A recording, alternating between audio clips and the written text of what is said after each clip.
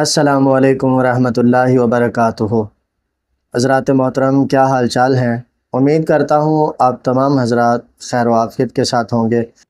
دعا کرتا ہوں اللہ تعالیٰ آپ تمام حضرات کو ہمیشہ خوش رکھے، سلامت رکھے، شاد و آباد رکھے۔ حضرات، آج بہت ہی ضروری بات آپ تمام حضرات کے ساتھ کرنا چاہتا ہوں، خصوصاً بالخصوص مرزا انجینئر کے جو اسٹوڈنٹ ہیں ان سے تو میں ضرور کہنا چاہوں گا۔ آپ جانتے ہیں کہ آپ کا استاد جو خود کو مرزا محمد علی انجینئر کہا کرتا تھا، آج وہ جیل میں ہے۔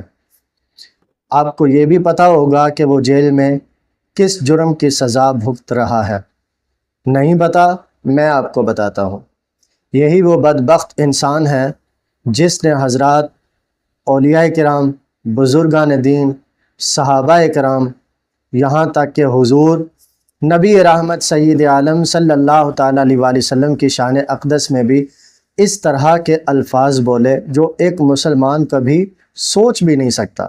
اگر اب بھی یہ باز نہ آیا، یہ تو دنیا ہے، قبر ابھی باقی ہے، میدان محشر ابھی باقی ہے۔ باز آ گیا تو ٹھیک، ورنہ ضلالت دنیا میں بھی، قبر میں بھی اور کل محشر میں بھی اس کے مقدروں میں ہوگی انشاءاللہ بفضلہ تعالی۔ اب جو میں مرزا کے اسٹوڈنٹ سے بات کرنا چاہتا ہوں وہ یہ ہے کہ آپ جانتے ہیں کہ آپ کے استاذ تو اس وقت جیل میں ہیں، اس کے جرموں سے بھی آپ بڑی اچھی طرح واقف ہیں۔ اب بہت سارے اسٹوڈنٹ جب سے مرزا جیل میں گیا ہے تو ان کی زبانیں بے لگام ہو گئی ہیں، بالکل وہی باتیں کر رہے ہیں جو استاذ نے کی تھی۔ مرزا کے اسٹوڈنٹ، میں آپ کو تنبیہی طور پہ کہنا چاہتا ہوں کہ دیکھ لے، مرزا جیل میں آپ کا استاذ یہ سمجھتا تھا کہ مجھے کوئی پوچھنے والا نہیں، کوئی بھی مجھے کچھ بھی کہنے والا نہیں، میں جو چاہوں کروں۔ اللہ تعالیٰ نے اس کی رسی دراز کی تھی، اس نے سمجھا کہ میں ہوں، میرا طوطی ہمیشہ بولتا رہے گا۔ تو حضرات، ایسا نہیں ہوتا۔ ایک محدود وقت کے لیے اللہ تعالیٰ نا رسی کو دراز کرتا ہے۔ جب کوئی بندہ سمجھ لینا کہ میں ہوں، مجھے کوئی پوچھنے والا نہیں، کوئی روکنے والا نہیں، کوئی ٹوکنے والا نہیں، اگر کوئی روکے بھی تو مجھے اس کا بھار نہیں، ایسا نہیں ہوتا۔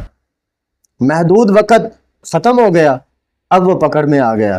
میں دعا کرتا ہوں کہ اللہ تعالیٰ اس کو ہدایت دے دے۔ لگتا نہیں کہ اللہ تعالیٰ اس کو ہدایت دے، کیوں کہ اس نے اللہ کے پیاروں کی گستاخیاں ہی اس قدر کی ہیں۔ پہلی بات تو یہ کہ اب وہ انشاءاللہ چھوٹے گا نہیں اللہ کے حکم سے۔ اگر وہ چھوٹ بھی گیا نا تو یہ دنیا ہے، قبر میں کیسے چھوٹے گا؟ کل میدان محشر میں کیسے چھوٹے گا؟ کبھی نہیں چھوڑ سکے گا۔ اب جو مرزا کے اسٹوڈنٹس ہیں، میں ان سے یہ بات کرنا چاہتا ہوں کہ وہ سمجھتے ہیں کہ ہم اپنے استاذ کا دفاع کر رہے ہیں، حالانکہ یہ دفاع نہیں ہے۔ آپ اس بات کو ضرور یاد رکھیں کہ آپ تمام اسٹوڈنٹس جن کی زبانیں اس وقت باہر آ چکی ہیں، آپ دفاع کم اور توہین زیادہ کر رہے ہیں۔ یہ نہ ہو کہ کل کو کوئی آپ کی ویڈیو لے کر بھی عدالت میں پہنچ جائے کہ اس نے فلاں بزرگ، فلاں اولیاء کرام کے بارے میں توہین آموز جملے بولے ہیں، یا اس نے شاعر اسلام کی گستاخی کی ہے، تو پھر آج آپ کا استاذ جیل میں ہے تو کل پھر شاگرد بھی ساتھ ہو۔ میں مرزا جہلمی کے اسٹوڈنٹس جتنے بھی ہیں سب کو تنبیہی طور پہ یہ بات کہنا چاہتا ہوں کہ جس نے حضرات انبیاء کرام علیہ السلام، صحابہ کرام، تابعین، تبع تابعین، غوث، قطب، ابدال، اولیاء اللہ، بزرگان دین، علماء حق کے ساتھ وفا نہیں کی، وہ تمہارے ساتھ وفا کیا کرے گا؟